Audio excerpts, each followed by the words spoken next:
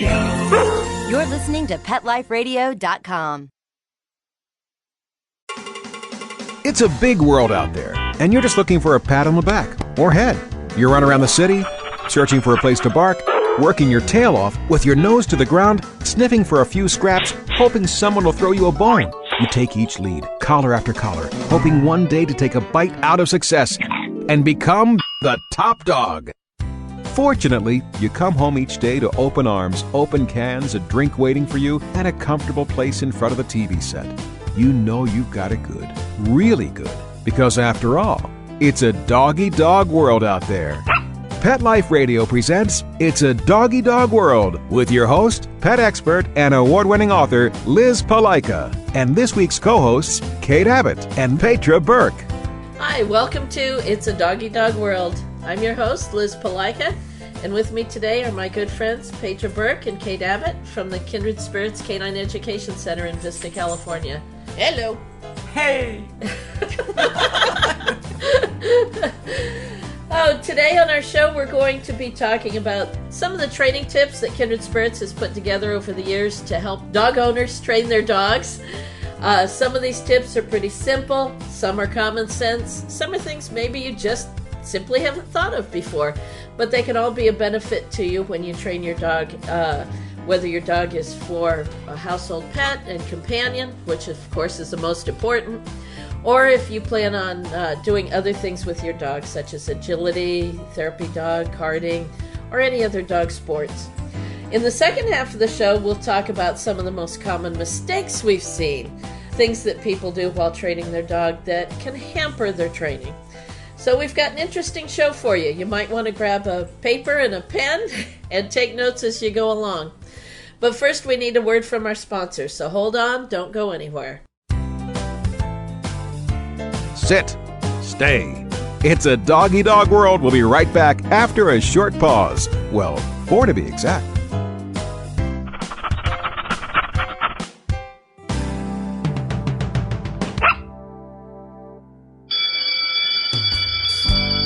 School's in session on Pet Life Radio with Teacher's Pet. Learn how to communicate with your pet, train your pet, and see the world from your pet's point of view. You may even learn a few tricks yourself.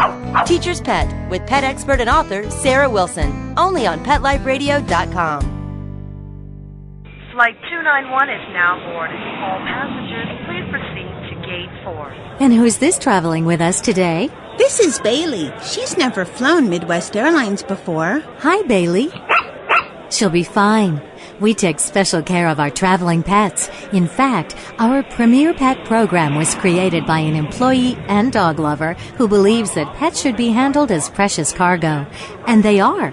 Oh, and they earn travel rewards too. Oh, good. Thanks for flying Midwest Airlines, Bailey. Enjoy your flight. Visit MidwestAirlines.com. Pets are part of the family, and when traveling with your dog, there's only one magazine to include when packing your doggy's duffel bag, and that's Fido Friendly, the travel and lifestyle magazine for you and your dog. Each bi-monthly issue includes hotel, city, and state reviews, and doggy destinations to explore with your furry companion. Fido Friendly magazine can be found at Borders, Barnes & Noble, PetSmart, pet boutiques, and Fido Friendly hotels nationwide. Or you can go online to subscribe at www.fidofriendly.com. So get traveling with your pet today and leave no dog behind. And remember, Fido Friendly's the only magazine dedicated to the travel lifestyle of man's best friend, and the one magazine your dog will thank you for.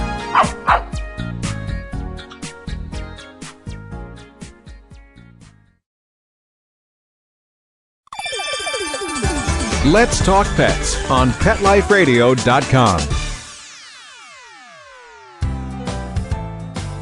We know you're begging for more.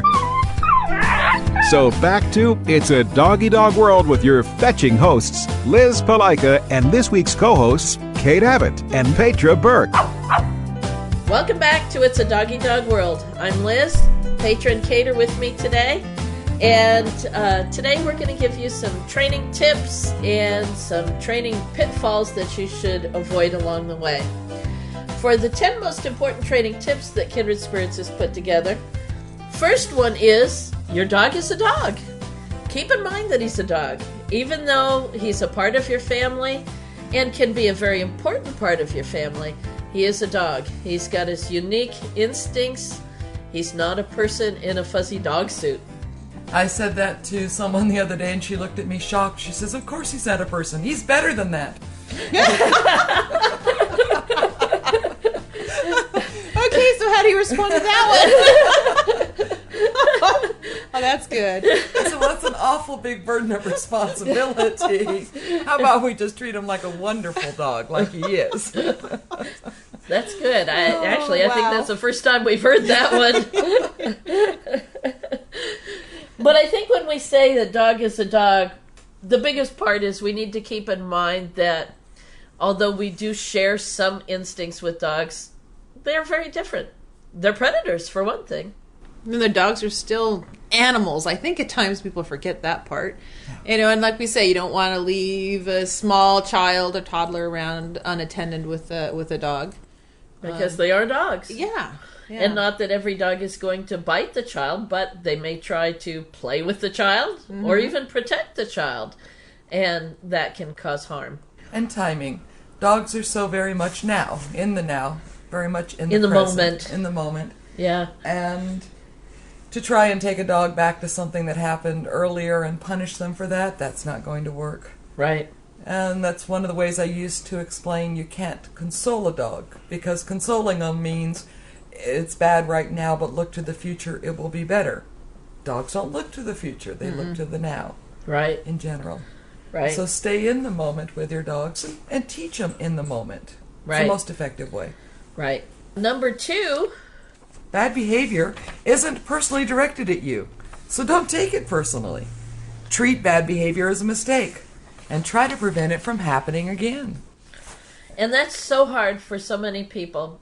We have a lot of people who come to class and say something along the lines of, I did such and so she got mad at me and peed on the bed, or whatever. Pooped in my shoes. Yeah. Well, here's one for you. Okay. The beagle has been grabbing my daughter's underwear and running off and eating it every opportunity. Well, I said, well, every opportunity? Why do you keep giving it opportunities? Well, I've told it not to. Well, it's a puppy still. So they're allowing the bad behavior to keep happening over and over instead of preventing it. Right. Or that when we have, the dog is mouthing the owner and we tell her not to allow the dog to mouth her, and she goes, well, at least she keeps quiet if I just stick my hand in her mouth. Oh, there are better ways to But you're complaining it's mouthing. Okay. Yeah. We've changed one bad problem for another. Yeah. Okay. But especially when puppies or dogs are going through adolescence. Oh, yes. That's a hard time not to take their behavior personally. And Yeah. that happened with the German Shepherd in class today. Yeah. She was taking it personally. 10-month-old German Shepherd who's the size of a 3-year-old. So it's hard to remember he's a puppy. And he was acting very silly puppy. But unfortunately very throwing typical. himself around and using his weight. Right. And she was getting angry and frustrated, but he does it at home, but he does it and not understanding that he's being a silly puppy, and all she needs to do is not take it personal. Make sure she's teaching him well. Clear communication. And I think because of her frustration, she was forgetting to reward the good behavior. Yes. She was focusing on the bad behavior.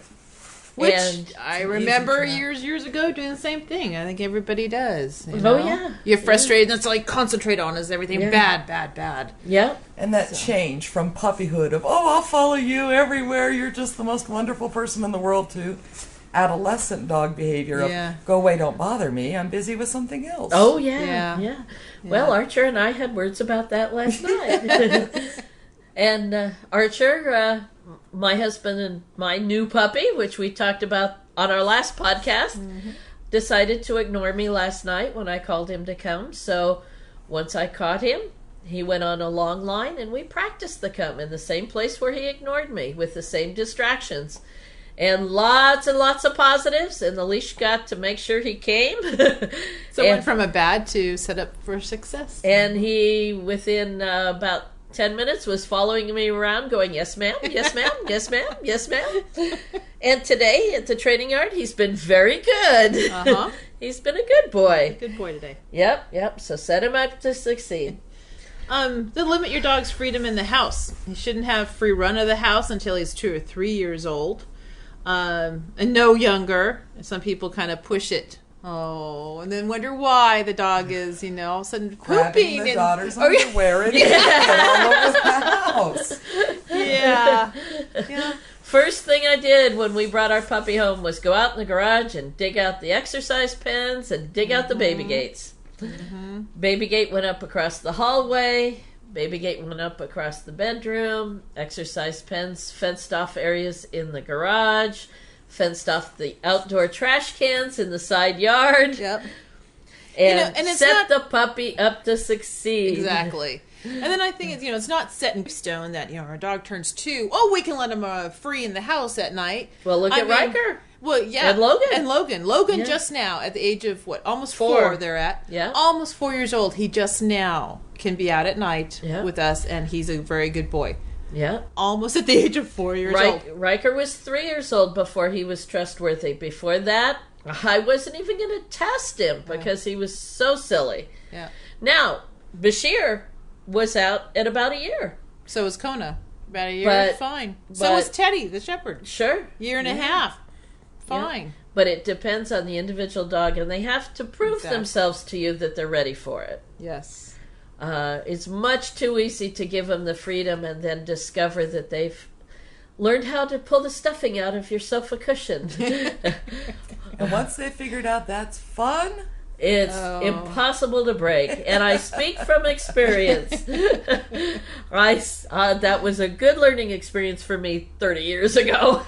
And that was something that resonated with me when I was raising Walter as a puppy. You had said, if they never find out, you don't have to break the habit. Right. Yeah. Right. Prevent them from learning that habit in the first place. Right. Spend your time teaching them what they should do. Exactly. And you can have fun. And you have so much more fun with the dog. I was talking with someone today in classes about crate training. And I said, when my husband and I got our first 2 German Shepherds, we had no idea what crate training was. And so much of those dogs' puppyhood and adolescent was so negative because they got into trouble, they chewed up stuff, they dug up stuff, they destroyed things, and so much was negative. I'm amazed those dogs lived to grow up.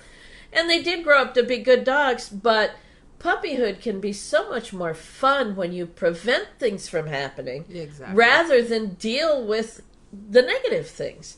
With Archer, I'm having fun with him. He's a good puppy, and I'm just making sure he's not learning these bad habits. Right.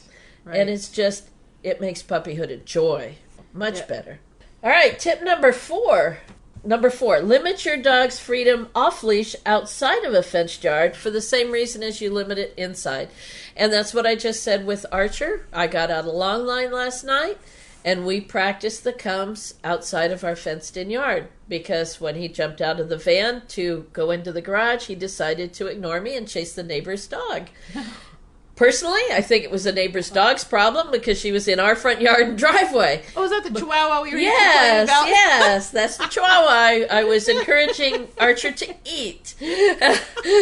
She was in our front yard barking at our dogs, and Bashir is old enough, he just ignored her. Archer went, oh, a squeaky toy to chase. But unfortunately, I had to respond to that. I turned it into a training session. I got the long line, put Archer on the long line, and then we worked on the come and ignoring the barking Chihuahua. And again, there's where people set their dogs up to fail because they're doing comes beautifully in the yard. And so we went out to the park and we tried it off leash, and my dog didn't come. Oh, we had someone say that today. Someone, they learned the come in training class last week, and so this week they decided to try Dog Beach. Oh, good, in 1 week. And it Nice. didn't work. And I said, so, what did you learn from that? We pushing him too far, too fast. Good dog owner. Which leads us into number 5, because we've been talking about this. Prevent problems from happening instead of trying to correct bad behavior. Yep, exactly. Bad behaviors can be self-rewarding for your dog. Yes. And then corrections after the fact, they don't work. Don't work. No. Let's take the kitchen trash can, for example. That's a good one. Your dog gets into the kitchen trash can. There's leftover food in there or meat wrappers. That's self-rewarding. Anything that's self-rewarding is going to happen again. Yeah, exactly. Or, well, like we always talk about in class, when you do training, like the sit in front for the watch me, we always say, do it on leash. I mean, how many people we heard that, the dog, they try to get the dog to sit, and all of a sudden it takes off. And then I'm chasing my dog all over my house. And I'm like, And it's a game. The dog taught you a new game. You were miserable. The dog was having a blast. Yep. And Yep. back to the beagle eating the underwear. Yes. Yeah. It's turned into a great game for the dog because he gets the whole family to chase him. Dogs are so smart. They're just so They are. smart. They Yep. really are. Okay, and next, teach your dog that good is a magic word. And do it whenever your dog does something right. Smile as you say it, and follow it up with praise, petting, or a treat. I use good job, good dog, good boy, but good has got to be a magic word. Mm-hmm. And if you smile when you say it, dogs know what a smile is. Well, we're even using the word thank you. Oh, Because yeah. you can say it in a high-pitched, positive way. Yeah. And I know my dogs are now going, that was good. That was a good word. Yeah, yeah. We have a few people who come to class and it's like, good, or good dog. Or they say good and they're frowning. Even the one I was saying, dog sit, good dog, now you're done, good, now come. It was everything. monotone. Was the same tone. Oh, the Yeah. monotone. Everything. Yeah. Yeah. But smile at your dog. They know what smiles are. Or laughter. I love to laugh with them. Or if you're frustrated, like we say with the come. Uh-huh.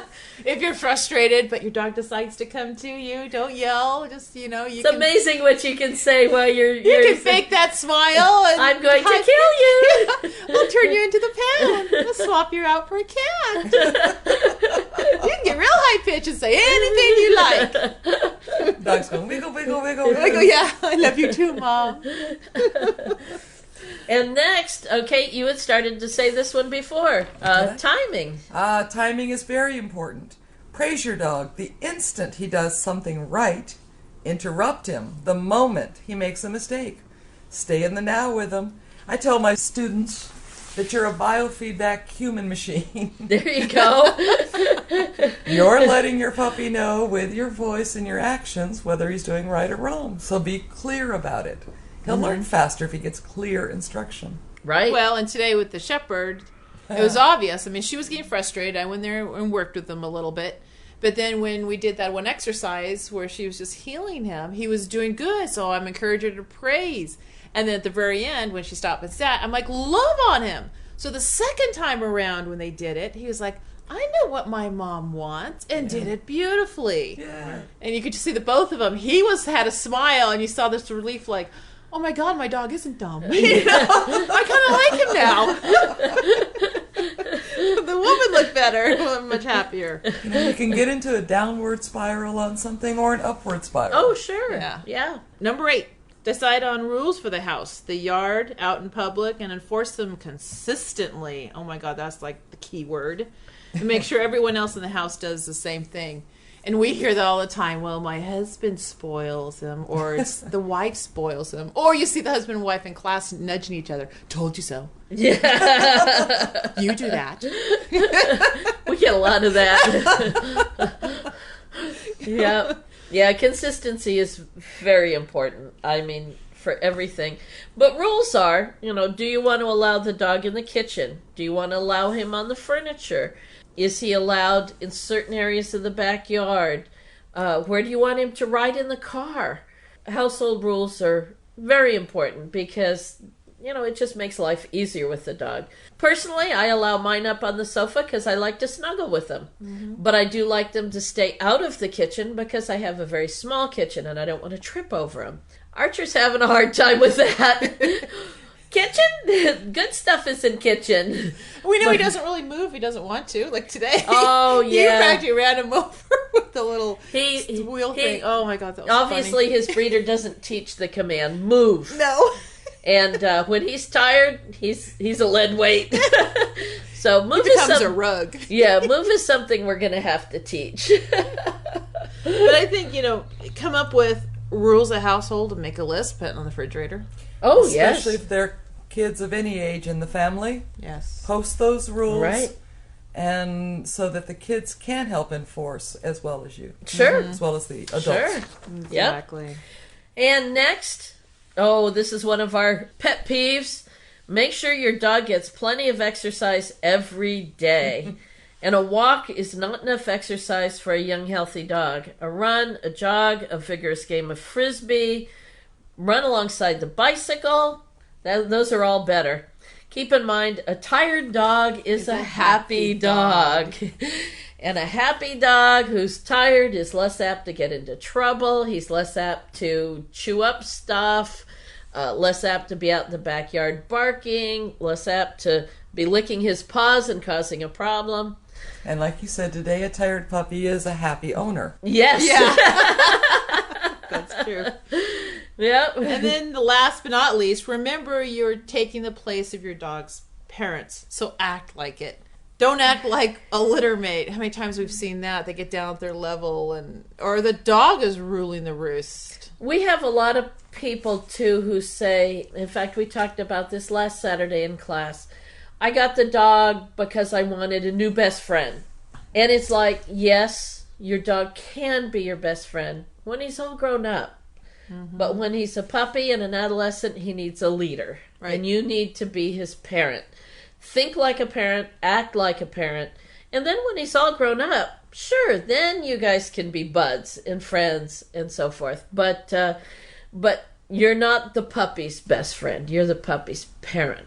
Exactly. Puppy's not capable of being your best friend anyway. Yeah, he's just a ditzy puppy. All right, well, that's our first half of our show. I hope you enjoyed those 10 training tips. If you didn't have a pen and didn't jot them down, you can go to the Kindred Spirits website and get them. KindredSpiritsCanine.com, and we'll make sure they're available for you. You can check those out. But hold on for our sponsors. We'll be right back, and we'll talk about some of the most common mistakes we see in dog training classes and with our private training. So hold on. We'll be right back. Sit. Stay. It's a dog-eat-dog world. We'll be right back after a short pause. Well, 4 to be exact.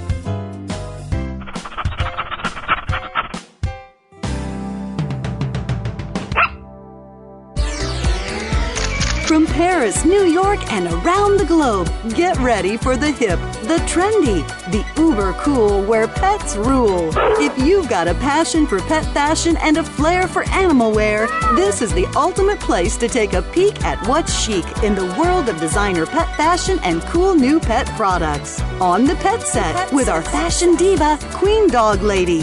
The Pet Set, every week on demand, only on PetLifeRadio.com. Ready to take a walk? Not just you, but your whole family. It's the 2008 Whisker Walk, Sunday, June 8th from 9 to 4 at the Lancaster Fairground in Lancaster, Massachusetts. Pet owners and animal lovers walk to lend a paw to benefit the animal shelters and pet charities they love. Come see exhibits, demonstrations, educational programs, special attractions, product giveaways, entertainment, auctions, raffles, food, fun, and things for adults and kids to see, do, and buy, both human and pet related. Whisker Walk 2008, a fun day for everyone. For more information, log on to whiskerwalk.org.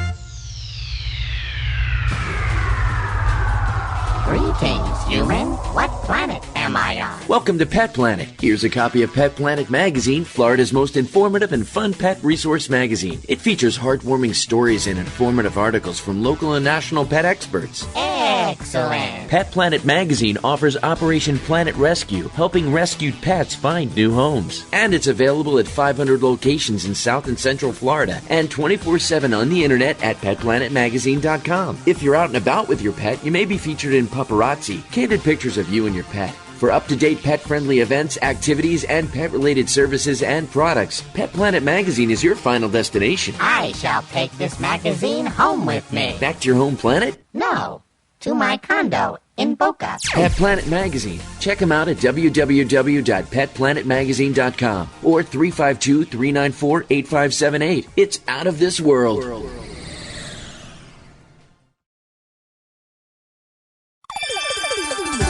Let's Talk Pets on PetLifeRadio.com. We know you're begging for more.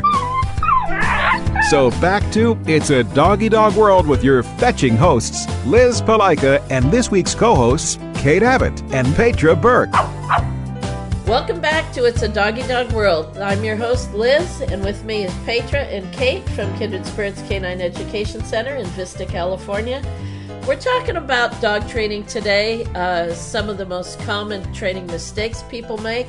The first half of the show, we gave you some important training tips to make your training easier. And these apply to all dogs, whether they're your companion dog at home, whether they're training dogs, whether you're... Sorry, I'm just laughing because of the lady that called and said, I need training for my Great Pyrenees. You know, they're trained different from all other dogs in the world. Oh, yes. And we get that whether it be Beagle, Poodle, or any other breed. Every breed is unique, of course. At least she was asking for training, unlike the Cavalier Spaniel who said they don't need training. They don't need training. Yes, so yes. they're perfect. They're born perfect, yes. It's okay. It's like the lady got a phone call a few weeks back, and I asked what kind of dog she had. She goes, the only breed that should exist, German Shepherd. Oh, jeez. Okay. But she's not breed proud. No. Oh, as I was saying, it applies to all dogs. Yes. No matter what the breed, and no matter what job you want them to have when they grow up. So, let's talk about some of the most common mistakes we see. First is timing. Very important. If your dog sits in front of you and then you're busy doing something and then about 15 seconds later notice it, oh my gosh, you're sitting. And he's like, yeah, okay, well, I'm done now. And walks away.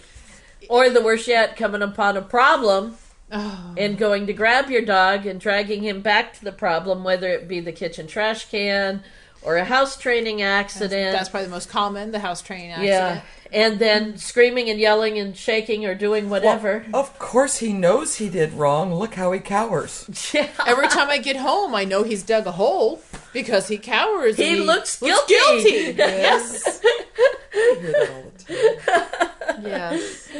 As Kate said in the first half of the show, dogs live in the moment. And your timing for both your training and your positive reinforcement have to reflect that. Okay, number two, not being generous enough with praise. Your dog will learn much more rapidly and with more enthusiasm when he's praised well and often. And, you need to sound like you mean it. Yeah, awesome. Good job. Of course, the amount of enthusiasm you show should depend upon the effort your dog makes. If he's having trouble with something, finally gets it, give lots of praise. Although there is a common phrase around here, it's like, he didn't do that much. He didn't get a gold he medal. wasn't that good. But still, I guess I'd rather them err on too much I think praise we said than that not today a couple times. Praise him. No, not that much. Okay. Okay, like that's good enough. Easy. I think a good example is you're trying to teach your dog to sit. This is something just about everybody teaches their dog. Yes. Perhaps you're using the treat lure method. You're trying to shape him into the sit using the treat lure. Your dog looks at you like you're nuts. You put your hands on him, shape him into position, praise him for it. That should be a reasonable amount of praise. Good boy. But then that moment when the light bulb goes off over his head and his rear end goes down on his own, then it's, yeah, that's it. Exactly. Because at that point, he stopped and he thought about it. He put 2 and 2 together and went, oh, that's what Mom wants. And he did it on his own. Breakthrough gets a jackpot. Yes. Yeah. A jackpot is a phrase that we use and a lot of trainers use. I can't take credit for it.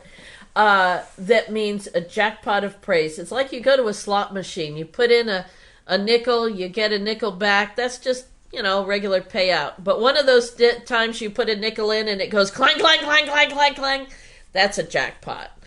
And think of that rush you get when you get the jackpot. That's the rush you're giving your dog. Not for every pull of the lever. Right. But the occasional breakthrough. And then today we've done that again with the shepherd. At the very end, I said, now love him, because he did it perfect. Exactly what we wanted, And she had to, I know she had to dig it out of her, but when she did it, because she was a frustrated lady, poor thing. That's why I called you in. Yeah. But once she realized it, then second time around, she did it right away. That was awesome. Perfect. Yeah. Good. One of the, another common mistake we see is that of using treats and toys and other positive reinforcements incorrectly. At Kindred Spirits, we use treats and toys both as lures to help the dog assume a position or to do something, and we also use them as rewards to go along with the verbal praise. Treats are an awesome training tool, but your dog's eventual adult behavior should not depend solely upon whether you have a treat or not. So you've got to use your voice to praise the dog, because you're always going to have your voice. And in the beginning, have treats in hand, but then eventually you're going to wean your dog away from them. But don't be in a hurry to wean your dog away from the treats and the toys too soon. I think everybody gets it, or a lot of people get in a hurry. Well, he only sits when I have the treat. Well, if you're only on the 3rd week of training, you need that. Keep in mind that part of what training is build good habits. And it takes time to build a habit. It takes time to break a bad habit, and it takes time to build a good habit. So don't worry about using the treats and toys and other training tools, whatever you're using, for a while. Build a good habit. Get your dog past the point where he's testing you. And then you can gradually wean him away. And make sure the treat is really a treat. There are some people that are so determined to feed their dog, because, food equals love, when they do something, that even if the dog doesn't want a treat, that the dog is shove already, it in his mouth. By gum, you're going to eat this treat. That is so funny. The dog's pulling away. I don't want it. No, you're going to eat it. This dog was actually growing up to the point of just having good, and the satisfaction of doing the work was enough for him. Okay, then mistake number 4, allowing your dog to train you. Dogs are a good people trainer. As the example of running down with the underwear, the beagle. Boy, we're going to get a lot of mileage out of that beagle today. Or like we were saying, when the dog, you ask him to sit, and you have no leash to reinforce it, and that goes, psych, just kidding, and runs, and the people's like, get back here, and it's chasing the dog. Sure. And the dog's like, woohoo, chase game, this is fun. I think another aspect of the dog training you is those dogs who have what we call the Bambi eyes. Oh, yeah. Oh, I'm so pitiful. The corgi this morning? Oh, yes. I couldn't possibly walk on a leash. I'll just scream. Yeah. And then you'll all feel sorry for me. Yep. Number 5, reinforcing fear. Oh, yes. How come every dog who's been adopted from a shelter has been abused? All of them. Yes. Yeah, every one of them. Yes. Severely abused when he was younger. Yeah. And now that he's 6, he's just been carrying that burden ever since we got him. Yeah. Okay, we're being sarcastic, folks? I myself definitely adopted a dog who was definitely abused. Sure, yeah. And yet, she's come out of it. So I don't, even if they think they've been abused, you can still work them out of it. Yes. Yeah. You want to reinforce the behaviors that you want to continue in the future. So reinforce the dog that goes up to see the new things. Reinforce the dog who's behaving well. Reinforce the dog who's going, cool, Mom, I'll follow you. Reinforce the behaviors you want to follow in the future. Exactly. Don't feed the fear. Yes, yes. Nice. Yeah, that's a good one. Yeah. One. That's good. Yeah, yeah. Number 6, forgetting to set up your dog to succeed. We always stress. We stress, set them up to succeed. There's like this human need to find out how far you can push something before it breaks. Yeah. I have a friend who actually has that as a job in a manufacturing plant. Her job is to find out how much pressure or force it takes to break what they're making. That'd be a cool job. Isn't that fun? She loves to break stuff. But what? Don't do it to your dog. No. Yeah. We have people who come to class and say, well, I was just testing him. Yeah. Don't test Why? him. Yeah. Why? You're not a state examiner. Stop Yeah. it. Set him up to succeed. Success is its own reward. The testing comes later when you have the established habits, 99.9%. Then you can set him up to correct him if he does. Back in the right path. Good. Right. Yep. There's a place for testing, but not too soon. No. Mistake number 7. This goes along with one of the training tips we talked about in the first half. You have forgotten that your dog is a dog. It's just... Oh, I love the people that talk. Now, honey, you're not supposed to do that. You know that, right? I told you that yesterday. Didn't we have this? Agreed you weren't going to do it anymore. Didn't we have the discussion? Uh-huh. I told you not folks, to do that. Sarcasm. Your dog is not a person. He understands a lot of what you say, but he didn't understand that conversation right there. Remember that he's a dog. And better than humans, so treat him that way. Yeah. Exactly. Isolating your dog outside. People come over. Oh, I got friends over. Let's throw them outside. They don't teach them how to sit nicely, how to have manners when people come around. We'll just get rid of the dog. Let's put them outside. Put them in a crate. Isolate them. And then when the dog's out in the backyard, jumping against the screen door, barking and howling and whining because he's been exiled when company comes over, people wonder, why is he acting like that? Mm-hmm. Well, yeah, company came over. He'd like to see them too. And you're not teaching him what to do instead. We hear that a lot too. He loses his mind when he sees people. Well, does he see them very much? No, because he's so rowdy, we put him outside. Yes,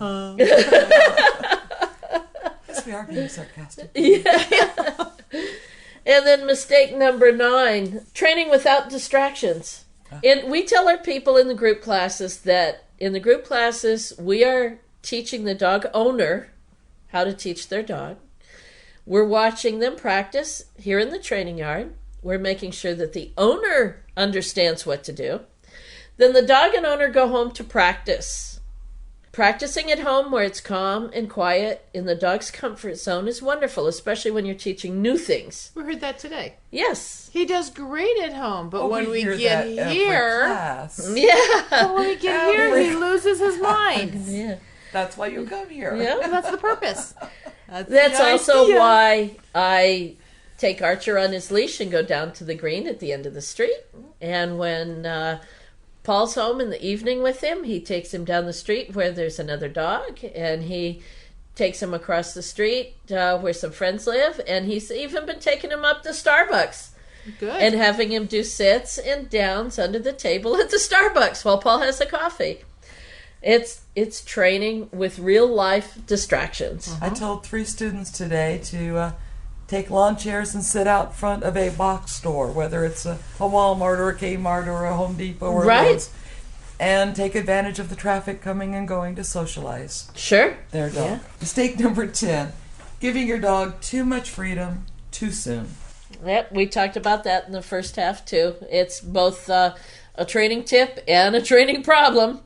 And a lifesaver, you know. It only takes one dash for your dog to get hit by a car. Yes, definitely. Definitely. That's I got to see that when I was a kid with my mom's dog, and was one of the reasons I decided my dogs were going to be well behaved. Sure. Keep them alive. Yep. Mistake number 11. I get to talk about this one since I'm the author. You are reading, listening, or watching too much. Now, obviously, I want you to read my books, and obviously, I want you to listen to our podcast. But the information in my books and in our podcast all agrees. Yeah, they're all the same. We do have a lot of people who come to class who have watched the TV show Dog Trainers. There's 3 or 4 of them up there, all different. There's numerous books and DVDs, and there's stuff on the internet.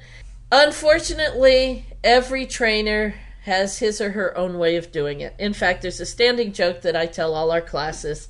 If you put 100 dog trainers in a room, the only thing they're all going to agree on is that the other 99 are wrong. And that's not to say anybody's better than anybody else or anyone's more right than anyone else, but you have to find a training technique or style that you're comfortable with and then stick to it. And I'm not saying stick to it if it's obviously not working, but don't jump between technique to technique to technique, or you and your dog both are going to be so confused. Try to create your own blend. Oh yes, yes, you're going to be so confused. Boy, and we've seen them come Oh, through class. yes. Dog has totally lost his mind. The owner's totally confused. Okay, from one extreme, the dog on the prong collar and the person using a clicker. Yes, Yeah. yes. It This doesn't match up. yeah. Oh, flexi. Yeah, And on a prong. Flexi on a prong.